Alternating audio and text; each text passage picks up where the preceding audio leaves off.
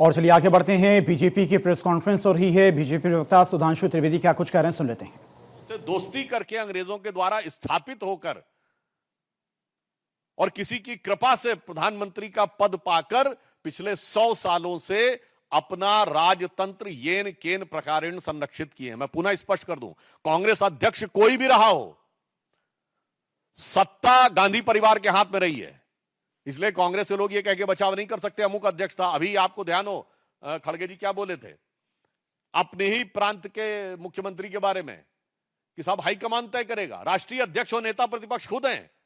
जब आप विपक्ष में हैं तो राष्ट्रीय अध्यक्ष नेता प्रतिपक्ष से बड़ा हाईकमान कौन होता है, यह दर्शाता है। मगर इससे भी ज्यादा महत्वपूर्ण बात, अगला सवाल यह उठता है कि राहुल गांधी जी विदेश जाते हैं तो उन्हें यह क्यों नहीं दिखाई पड़ता है कि कैम्ब्रिज यूनिवर्सिटी ने दिसंबर 2024 में बाकायदा रिसर्च की है कि भारत का मोदी जी के अंडर में डिजिटल ट्रांसफॉर्मेशन कैसा हुआ, इस पे केस स्टडी की है। ये राहुल गांधी को क्यों नहीं दिखाई पड़ता है।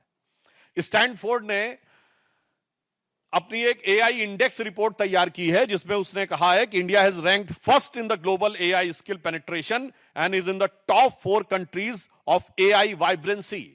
ये किसने कहा? स्टैनफोर्ड। जिस स्टैनफोर्ड में जाकर राहुल गांधी भारत के बारे में अपशब्द, अपमानजनक और निरर्थक व्यर्थ की बातें करते हैं।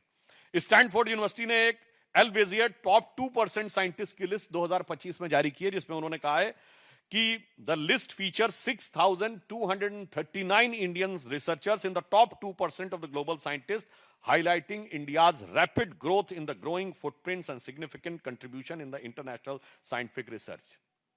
अब आइए साहब, 27 मार्च 2025 को चैटम हाउस ने अपनी रिपोर्ट में कहा है कि India seeks greater recognition on the world stage and changes the international order.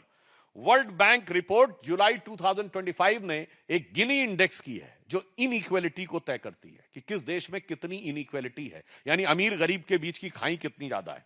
उसमें वर्ल्ड की मेजर इकोनॉमीज में उन्होंने कहा India's Gini index stand for 25.5, so India stand much lower than China, America में, उन सबके डिटेल्स में नहीं जाना चाहता। बड़ी इकोनॉमीज में सबसे कम इनइक्वालिटी अगर है तो भारत में है। और ये किसने अपनी रिपोर्ट जारी की है?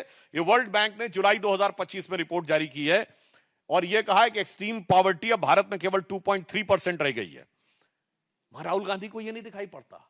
ऑक्सफोर्ड जाते हैं तो उन्हें दिखाई नहीं पड़ता कि ऑक्सफोर्ड बिजनेस स्कूल ने दिसंबर 2024 में यह कहा था कि proactive governance and timely implementation is a game changer India's digital governance landscape. Global times ने जनवरी 2024 में यह कहा कि भारत ने कुछ सालों में अपनी इकोनॉमी को जिस तेजी से स्ट्रक्चरड रिफॉर्म करके किया है उससे भारत बहुत शक्तिशाली बना है। अब मैं पूछना चाहता हूं कि यह फॉरेन में जाकर बोलने वाले राहुल गांधी जी को फॉरेन की ये चीजें नजर क्यों नहीं आती? अब उससे बड़ा सवाल कि राहुल गांधी जी में ऐसी कौन सी प्रतिभा है जिसकी वजह से वहां पे उनको विदेश की यूनिवर्सिटीज बुलाती हैं, जबकि कांग्रेस में एक से एक बुद्धिमान लोग हैं।